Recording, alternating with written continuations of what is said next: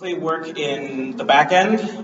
If you think about software as having a whole lot of parts, there's the part that the user sees, which we normally call front end or client development. That's either going to be in your web browser or in a mobile app. And then there's the back end, which is where I mostly work, and that's in API development, back-end web services, interaction with the database, all of that fun stuff. I mostly work in Python, and I come from a somewhat traditional programming background, by which I mean I went to the University of California, Santa Cruz, did a 4-year program in computer science there, and immediately after that went to work for Eventbrite in San Francisco, helping them power live event experiences. If I say anything that you're curious about, or if I use a term you don't understand, please raise your hand and I'll happily explain what the hell I'm talking about.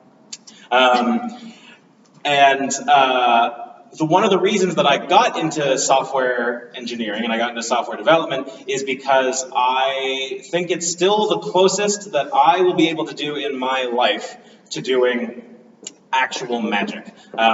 The reason my handle is Fellini, the name I go by on the internet is Fellini, is because in middle school and high school, I made pocket money by doing magic at kids' birthday parties. I would set up a little stage and do magic and do balloon animals and do card tricks and the whole thing, because it was a great way to make pocket money when I was in middle school and high school. Fellini was my stage name, it became my internet name. And so I did illusions back then, and I feel like often I do things that feel closer to magic now, where with software especially, you're kind of starting with nothing. You're starting with just a computer and some ideas in your head, and you're bringing that to life for people around you.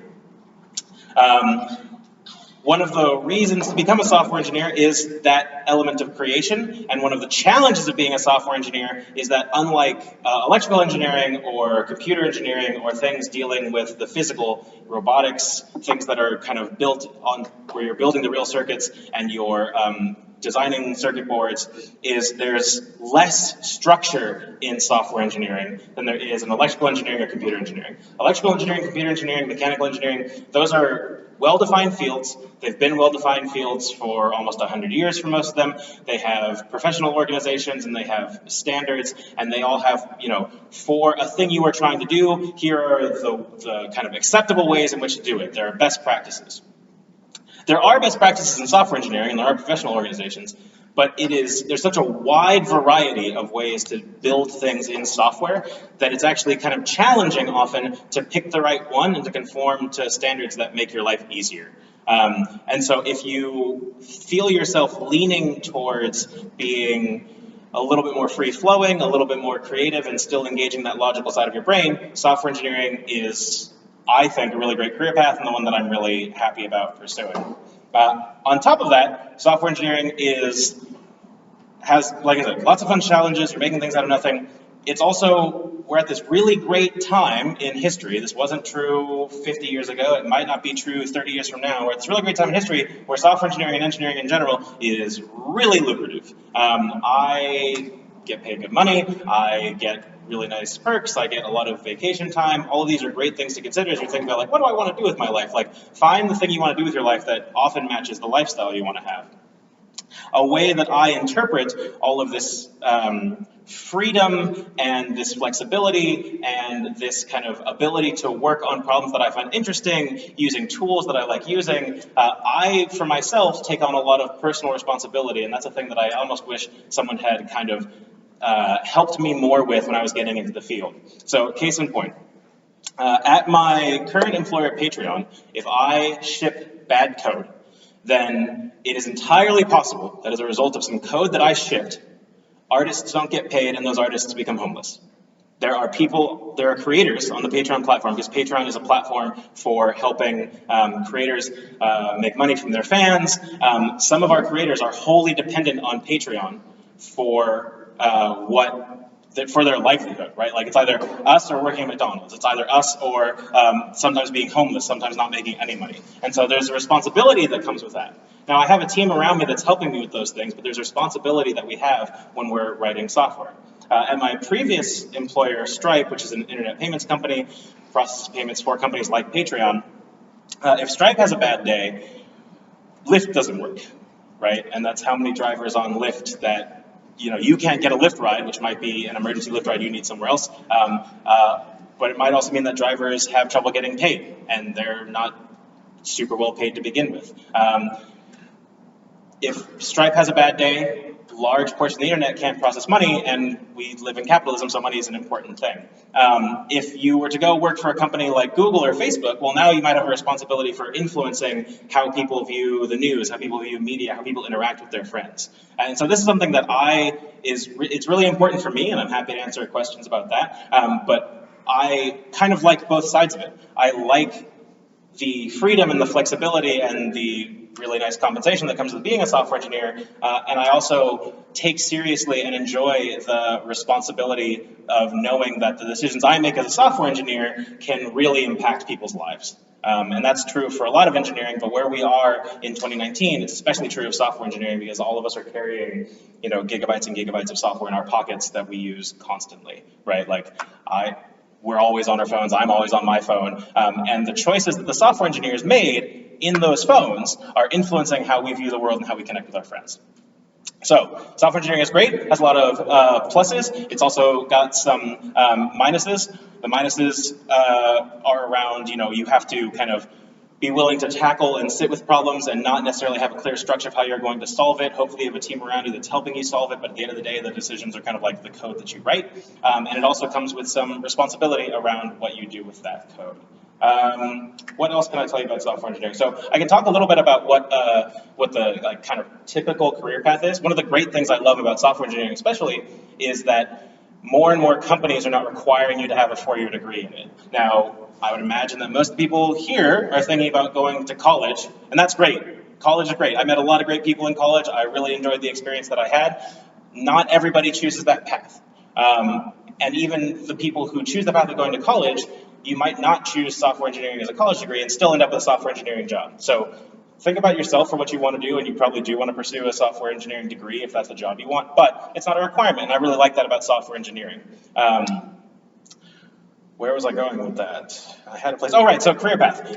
You'll probably get some internships to start with. All the large companies hire interns, and they hire interns because they want to hopefully see, it's kind of like a long stage interview. They want to see, do you have what they're looking for to be a full-time hire after you graduate? So Facebook, Google, Uber, Lyft, Stripe, Eventbrite, all of the companies that I've worked for have done internships in some shape or form, and so that's definitely something to look at. Normally starting the summer of your sophomore year, and definitely the summer of your junior year into your senior year in college. Well, let's say you've done some internships, or you've gone through boot camp, or you've got your 4-year degree and you go work as a software engineer.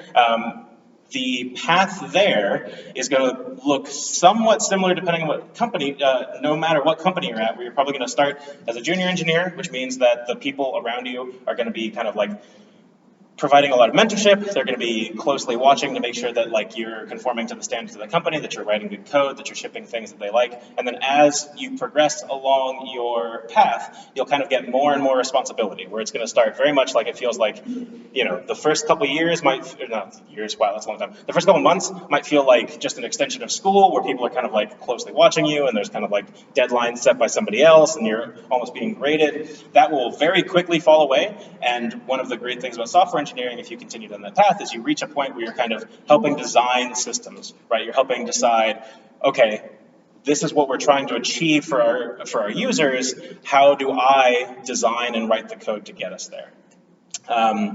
And then at some point, you'll have to make the choice that I'm currently making right now, which is, do I want to keep progressing down a path of technical excellence, or at some point, do I really like working with people, and do I like leading teams, and do I like kind of shipping objectives, and do I go down the path of management? I've done both of those paths at various times. I'm kind of going down the management path right now, but I know a bit about the architecture path, and I have a lot of friends that work in the architecture path.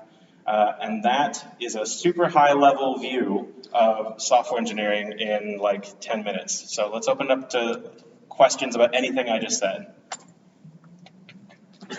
Hi. Hi. Can you tell us about something that you've created, work related or not, that you were just really excited about? Cool. So, a couple things. Let's work backwards. At Patreon, the two things that I shipped that I'm really excited about are I shipped an integration with Reddit. How many people here know of or use Reddit? Anybody? Okay, a couple, great. So Patreon has an integration with Reddit where if you're a Patreon creator, you can reward the patrons who happen to be in your subreddit with special flair. I think that's kind of neat. And then I shipped an entirely new version of the Patreon API earlier last summer. What is API? Cool, great. An API is it's an acronym, stands for Application Programming Interface, and it's basically how systems talk to systems. So let me see if I can think of a really great example. When you, in your Gmail account, are sending an email to some poor unfortunate soul who has a Yahoo account, that piece of mail, it's like one set of servers running Gmail, one set of servers is running the Yahoo mail. Those servers need to agree on how to talk to each other. And that agreement on how to talk to each other is an API. And the entire kind of universe of software is built on top of APIs. Another case in point. I'm guessing most people in this room have Snapchat on their phones, right? Everybody's got Snapchat somewhere, or Instagram. Instagram and Snapchat need to know what they can use on the iPhone, right? Like how do Instagram and Snapchat know how to access the camera? It's because Apple or Android has provided an API on the device saying, if you call this function in your code, it will open the camera and let the user take a picture, right? So it's how systems talk to systems. It's an agreed upon interface for two systems talking to each other. So I shipped a new version of the Patreon API, which lives over the internet. You could make requests against it from your computer if you wanted to. That was at Patreon. And there, there's major projects and there's a bunch of little projects over time. At Stripe, most of Stripe is kind of behind the scenes. It's like a payments layer for helping people take money on the internet that most users won't see, so that it's kind of hard to describe that stuff. At Eventbrite, boy, I built a lot of things that I'm really proud of. One of the biggest ones is I kind of rebuilt our search interface. And so one of the things that Eventbrite was trying to solve for at the time, and this will be consistent if you go through take the software engineering path, is you're always like, you have a problem, you need to come up with, you know the constraints of the problem, and you have to come up with a solution built in code that meets the constraints of that problem. One of the problems that Eventbrite was trying to solve for is the problem of how do I know what I'm going to do this weekend, right? Like I know that I have my Saturday and Sunday free. I want to go find something cool to do in San Francisco. Eventbrite has a large set of events that people are hosting on Eventbrite that they're selling tickets for on Eventbrite. And Eventbrite wants users to be able to search across those and find ones that are interesting to them. And so one of the projects that I'm most proud of from shipping at Eventbrite, and shipping is a term that you can hear a lot in software engineering. It means shipped it out into the world, right? Because one of the things that's hard about software, because it's all digital, we don't really have good digital metaphors. So we talk about shipping, even though it's not like we put the software in a box and shipped it to you. It lives on the internet. And so I shipped a new search interface to make it easier for people to find events that they cared about in wherever they lived. And I thought that was kind of neat. Yeah. What do you usually do on an average day? On an average day as a software engineer, normally come in, have breakfast, because every place that I've worked for provides some sort of snack bar or breakfast or something like I'm that. just going to jump in. I have been to Patreon. They have a whole cereal bar. It's true. It's really fun, and there's Lucky Charms in there, and so I'm really jealous that you got a cereal bar. So one of the perks. Yeah, that's one of the things that when you talk about software engineering, and this is true for a lot of engineering, but especially true in software engineering right now, software engineers are treated exceptionally well, especially in Silicon Valley, but basically any tech center, software engineers, it's ridiculous. It's really it's one of those things that I think if people knew how well software engineers were treated, they'd be banging on the doors to get a job. But that's neither here nor there. So I normally come in, have breakfast, check my email, and then the thing about being a software engineer, especially at basically any sort of company, but especially a startup, is there's always going to be kind of distractions for your time. People want to ask you questions about how a project is going. People want to send you Slack messages saying, hey, can I get your review on this code? Can I get you to look at some code for me and see if you think it's good code? And so one of the struggles, and one of the ways you actually kind of kind of progress in your career is figuring out how to get dedicated blocks of time to work on things. And so normally I try to set up so I have a dedicated block of time in the morning and a dedicated block of time in the afternoon. And at those times, like, I'm not going to respond to Slack messages, I'm not going to respond to any other requests, I'm just gonna be like head down working on code. Because distractions are omnipresent. So do that, have a morning block of time to work on things, then normally meet with my team just before lunch to kind of do a daily catch up and say like, hey, what's everybody working on? Does anybody need help on anything? Are there any things that are kind of slowing down development or blocking someone from making progress? Have lunch, which every place that I've worked since 2012 has provided free lunch for software engineers. That's kind of cool. For the whole company, but like as a software engineer, you get free lunch a lot. That's kind of neat. Have lunch, do a kind of second block of focused time writing code in the afternoon or reviewing code. And then at the end of my day, right before I go home, I'll do another like sync up with my team, have meetings with people, catch up and kind of like see what the status is of the project before going home. In those kind of focused blocks, I could describe the normal workflow if that would be interesting or useful. It normally is look at our issue tracker where we kind of said these are the things that we think are important to work on. Select one or two things that I think are important to be working on right now, and then using Git and a code editor and some other tools that we built internally, start working on getting that feature, that piece of code working locally on my local machine.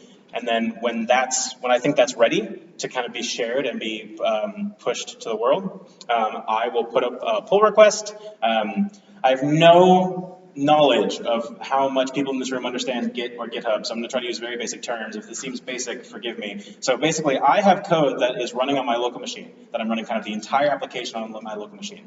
When I think my copy of the code has the changes that I want in it correctly working, I will basically push my changes to a remote copy of the code, and then the rest of my team can look at my changes and see if they think the changes that I've made are good changes or not. And they can either like click a button that says, yes, these are great changes, they should go be shipped to the whole world. Or they can say, actually, I think you need to fix this, this, and this. And then I would go through that process again of like, okay, go fix those things, push it again, and get an approval, and then push it to the world. And then once I've gotten the approval, it's pushed to the world, it's pushed to our servers that are running the Patreon code, and users can start using it. And then that cycle repeats with some variations on like planning and meetings and that sort of thing. So there's a lot of kind of focused creation time, or at least the goal was to try to get a lot of focused creation time as a software engineer, because that's where a lot of the fun is. You know, again, you're creating something from nothing, right? Like all you have is code and the ideas in your head, and you're building features that potentially millions of users are going to use, and that's pretty cool. And so you need time to kind of get all that information into your head about what you're building and then type it out into the computer. Other questions? Yeah. Can you explain what trade-off is in engineering and give an example when you had to work with them? Yeah. So engineering is all about trade-offs. As an engineer, you're presented with a problem, and you might immediately start thinking, aha, I know the ideal perfect solution for this. But because you probably only have a certain amount of time to get it done, because your customers are expecting you to get it done in a certain amount of time, or because of some, like a clear example would be, let's say that you want to,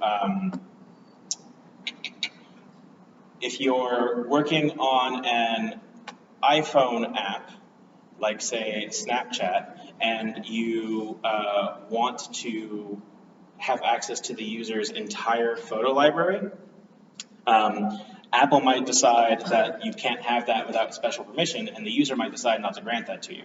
And so you're going to have to come up with a secondary design that takes that trade-off into account, right? Like, I want this idealized perfect solution that has access to all these things, but I can't have access to all those things because of the realities of what I'm trying to do in software. Or like one that you all might be familiar with from your projects, it would be great if your little robot could run as fast as your laptop, but it can't. And so that's a trade-off, right? Like you could choose to like stick some wheels under the side of your laptop, but that's not a really great robot. And so you're choosing to use a smaller like robotic microcontroller like an Arduino or a Raspberry Pi because it's a smaller form factor and it adapts itself more easily for robots, right? So you're choosing one thing over another because you're trying to get something out the door with the constraints that you have.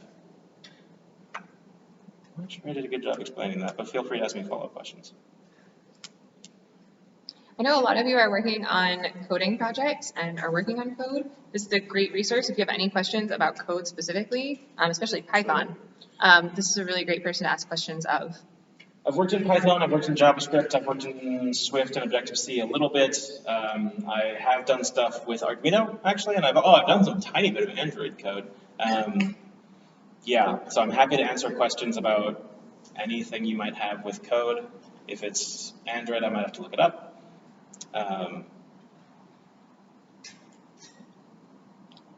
Or if you have other questions about what it's like to be a working software engineer or why you would or wouldn't go into software engineering. Out of curiosity, anyone here, your parents work as a software engineer? Wow, okay. Oh, one of them, yay, great. My parents didn't, for what it's worth. My dad was a teacher, my mother works in workers' compensation insurance over in the financial district. Not entirely certain how I ended up in this career path, but I'm pretty happy with it. Yeah. Have you ever tried anything with motherboard up or something? Have I ever fried anything? Before I worked in software engineering, I worked in IT, which is also a career path I can talk about if people are interested in that. If you really like building things and debugging network problems, that's definitely an interesting career path, but I find software engineering more rewarding. And when I was working in IT, I definitely accidentally burned out some RAM and some CPUs because I was just applying too much voltage in the wrong place on the motherboard. And the motherboard was smart enough not to burn up, but it definitely fried the chips. And that was not my best moment. Have I ever fried anything because of code that I've written? So there is, please don't do this, but you definitely can write code on microprocessors that will run so hot and so fast that it will heat up the microprocessor to the point where you can set something on fire with it. How do you know that? Because before I was a computer science major, there was a brief period of time in college where I was a computer engineering major, and at my school, the computer engineering majors were always trying to set electronics on fire. Don't know why. The reason, by the way, that I decided to go computer science instead of computer engineering, one, I decided I like programming more, and two, I will be very upfront about the fact that I just couldn't hack it with the math. The math you need for computer engineering includes a lot of electrical engineering math, and electrical engineering math is hard. If you want a career where you're like doing practical applications of very difficult math, electrical engineering or computer engineering might be the field for you. If you want the computer to do most of the math for you, have I told you about software engineering? Any other questions about college? Yes, thank you. Does double majoring or like minoring in applied math help with computer science? So my personal philosophy, which is weird here, is you're always going to have to choose in college whether to major in a thing that you like or a thing that you are that's going to help with your career, right? And so if it were me going through college again, knowing what I know about getting into computer science, I might do computer science and then like a double major or minor in like theater. And I knew some people who did that because they really enjoyed theater, English, something like that. To answer your question, an answer that there's kind of a joke, which is you ask an engineer a question, and the answer, no matter what the question is always, it depends. And that goes back to the trade-offs, and that goes back to the creating something from nothing. It's just code. Anything is possible, right? Like you can do basically anything in code that the code can do. Whether or not a specific thing is possible the answer is often, it depends. And so is double majoring or minoring in applied math helpful? For most software engineering that is being hired for in Silicon Valley right now, it's not going to matter much. What it might do is it might give your brain language and structures to help you understand problems in software engineering better. And so if you look at the course load and you take a couple of test courses and you're like, actually, I really like the way that this like problem solving methodology works, then cool, great, that could actually be super useful.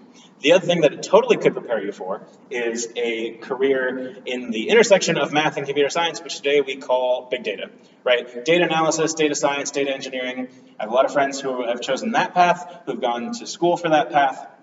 And if you think that like interesting statistical math and programming are both kind of equally interesting, then you can make a really great career out of being a data scientist or a data engineer where you're, clear example I think everyone hopefully can identify with.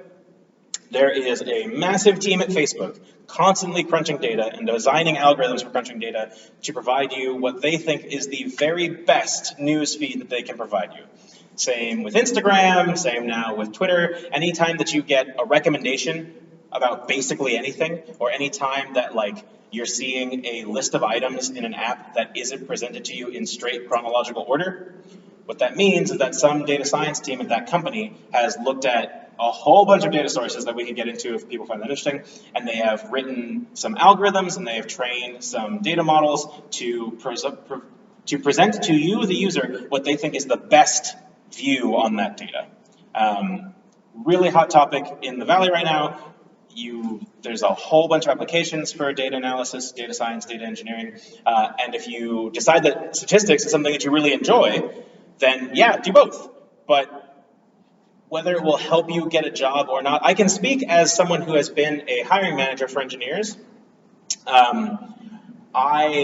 If I got your resume and your resume said that you had a Bachelor of Science in Computer Science and a minor or a Bachelor of Science in Applied Math Statistics, I would honestly go, that's really cool, what's your work history, right? Because when I'm evaluating engineers, everything that we do in engineering is kind of trainable on the job. What I kind of want to know, and that's why programs honestly like this can be helpful, especially if we're getting internships, is because I want to know, can you do work? Can you like put in a day doing the software engineering work that I need to make my team successful?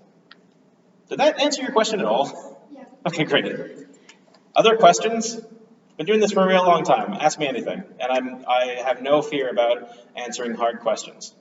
Ask questions you think are dumb. I probably won't think them dumb because I asked them once upon a time as well. Hit me again. So, like, in like the university, like, do you learn, like, the code that you learn and the languages that you learn there, like, do you have to learn, like, different ones for your job, or, like, how, like, long did it take for you to, like, learn those, like, new languages and things like that? The more languages you learn, the easier it becomes to learn new languages. This is true in both computer science and in, like, spoken languages or written languages. And so out of a 4-year program, one of my courses was in a language that I ended up using for work. So, but what did it teach me? It taught me how most programming languages are structured, because there are families of programming languages in the same ways there are families of spoken languages. And within a family of language, you can kind of squint and make them all look like each other. And so if you learn one, it's not too hard to kind of fit your brain around the other one. It also taught me kind of fundamentals of how programming worked, right? Like there's some things that are kind of universal to programming. You need to know where your data is coming from, where your data is going. You need to know how to perform operations on that data. You need to know how to like make decisions based on the incoming data to a function versus the outgoing data to a function, right? Like those are, there are some universal concepts, and if you want extra credit with one of your future computer science professors, before you enter a class, look up Turing complete and understand what a Turing machine is and understand what Turing complete means for programming language, and they will be so impressed with you. They'll just be like, this is my A+ student, come sit with me. But basically all programming languages that we use to actually build things need to be Turing complete. And that means that you can basically do any operation that any other language can do in this language. The things that I learned in college that were most useful were kind of like language to talk about data, like data types, data structures, how data moves through a system, language to talk about what computer science is like, and just exposure to a whole bunch of concepts to where, like the biggest problem that I think the biggest challenge that people who go through a boot camp versus a 4-year program have when they go into their professional life is not that they can't understand it, because anyone can understand it. It's that with my 4-year program, I've had more exposure to ideas. And so if I'm faced with a problem, I have this like bell ringing in the back of my head going, oh, I know something from my school days that was kind of like this. Let me just start Googling and see if I can kind of like trace my way towards it. Someone from a boot camp might be presented with the problem and be like, what? I've never heard of this in my entire life. What do you mean? Right? And so both paths are valid. You can make a successful career out of both paths, but that's one of the things that a 4-year program in computer science can get you, is just like exposure to ideas. You also normally get a network of peers that you can rely on throughout your career, and you kind of, the piece of paper does count. The piece of paper counts for something. Hi.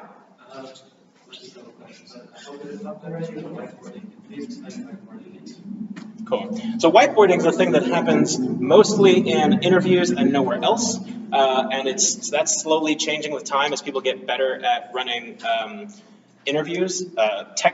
Traditionally, and still true today, it is very hard to interview incoming engineers and figure out if they're actually good at the things you want them to be good at. So a technique that used to happen is, if I'm the interviewer, or let's pretend Sam's the interviewer. Sam is the interviewer, and Sam asks me, Philip, I want you to whiteboard an algorithm for printing out the Fibonacci sequence, right? Very, very common whiteboarding problem. And so then I would grab a pen, I'd go up to the whiteboard, and I would start actually writing code on the whiteboard, and then we kind of run through it in our heads, and we'd see if we could detect any errors, and if I did well, they might ask me like some additional conditions to make it more complicated or make it more efficient, and then that would be my interview, and they would then let me know later whether I passed or failed that portion of the interview. How good am I at whiteboarding? I haven't had to do it much because a lot of companies are moving away from that, because you're not necessarily testing for programming skill, you're testing for the ability to write code on a whiteboard. And I think I can count on one hand in 7 years the number of times outside of an interview I've had to write code on a whiteboard as part of my job. Now, drawing systems on a whiteboard, like data starts here and it goes here and it gets transformed here and there's arrows and boxes, that's super useful.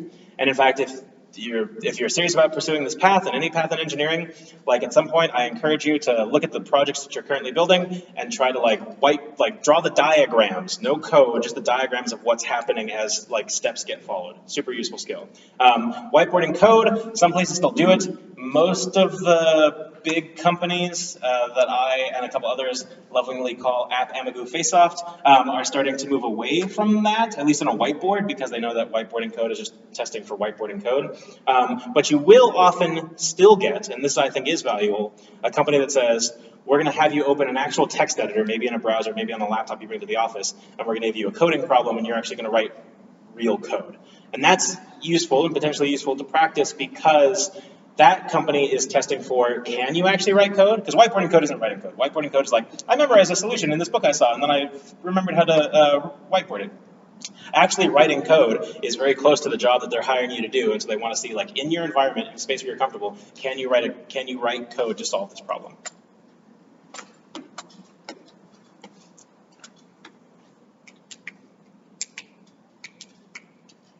Other questions? Anybody have questions about what they're working on? Any of the coding problems that you maybe run into? I know we're still early in the summer, so you might not run into anything yet. Or if you have questions about something you might be working on. Yeah. So in your projects, how do you know where to start? Cool. Ideally, in a perfect world, every time I'm starting on an engineering project, I would be able to start with a prototype, which is here's a little piece of code or a little kind of portion of the system that I don't think is going to be the final version, but it kind of does the core functionality, and I can test that core functionality. What trade-offs that we were talking about earlier, sometimes I don't get time. Sometimes I'm I have to deliver this thing in 2 weeks, and so I have to start working on what's going to be the real system. In terms of, I have a big project, and I need to break it into smaller chunks and figure out where to start working. If we call all the way back to the beginning of this talk, remember how I said there's no formal structure for software engineering, and is one of the pain points and one of the great points about software engineering is there's no organization out there going, this is the right way. Everyone is going to interpret that question of where to start slightly differently. Here's how I interpret it, which is I want to be able to think of the software, the system that I'm writing, like a black box, and I want to get as quickly as possible to, if I give it the input I'm expecting in the final system, do I get the output that I'm expecting, right? And so this could be like, maybe you're I have no idea what your project is. I'm going to make up a project right now. Let's say I have I want to build a robot that is following a straight line painted on the table, right? White table, black line, it wants to follow a straight line. Okay, eventually I know I'm going to need to do some light sensors, and I'm going to need to maybe do some kind of image detection to figure out if it's offline. I'm going to do some steering correction. But really, the first thing I need to do is when I turn the robot on, does it move? Right? And so that's the smallest piece. I do the input, turning the robot on, and I get the output that's kind of like what I'm expecting, which is moving the robot forward. Okay, great. Now that I've got a moving, working robot, I have a test that I can use for every other step that I build on top of. Because if at any step the robot stops moving, then I have regressed. I've gone down from where I am, right? So start with what's the smallest piece? And there's a whole theory of what's called test-driven development, where you kind of write the tests for code before you write the code. We can get into that if people are curious. But I want to start with what's the smallest piece that proves that when I put in the input I want, I get the output I want. Does that kind of make sense? Cool. Any other questions about that? I've spent a lot of time thinking about how to break down projects, and that's most of my job right now. Hi, yeah. How would a master's degree in computer science benefit me? How would a master's degree in computer science benefit me? It would I'm being very real because I have a history of being blunt, especially with my teams, and so we're all in a circle of trust here. Welcome. It's going to raise your salary. Whether it's actually going to help you solve problems is questionable, quite honestly. There are a lot of companies that highly value a master's degree. Like if you want to be in one of the high-level research labs. If your goal is to be in one of the high-level research labs at Apple or Google or Microsoft, then getting a master's, getting a PhD, great. If your goal is, I like software engineering and I want to build a fairly lucrative career out of software engineering, then a master's degree could be useful if there's a subject you really want to study, and it can get you a bit of a salary bump. But this is where we're going to get into fun economics. Master's degrees aren't free. You have to kind of figure out if you're doing it not because you love it. Because doing a master's degree because you love it and you really want to learn something, great. I'm never going to stop you from doing that. If you're doing it because you want it to help your career, then do the math, right? Look at the expected salaries for people with a master's degree versus the people without a master's degree, then compare that to the cost of getting the master's degree and figure out if the cost is worth it to you, right? You can chart this out and see what's your expected return on investment. I'm very afraid that one of you is going to go home to your parents and say, the speaker today said not to go to college. I'm not saying not to go to college. I'm saying that know why you're doing it. I think that's true for any field, though, is if you're going to college, know why you're doing it. Yeah. That doesn't mean you have to know what you want to do, but go to college because you're enjoying it and it's going to benefit you, not just because you feel like you're supposed to.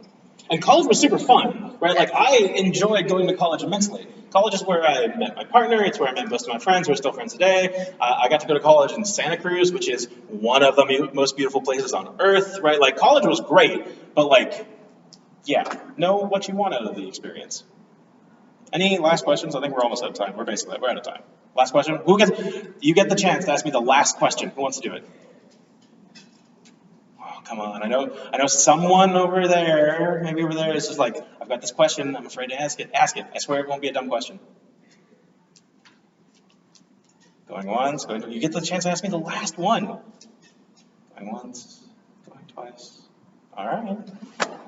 Thank you.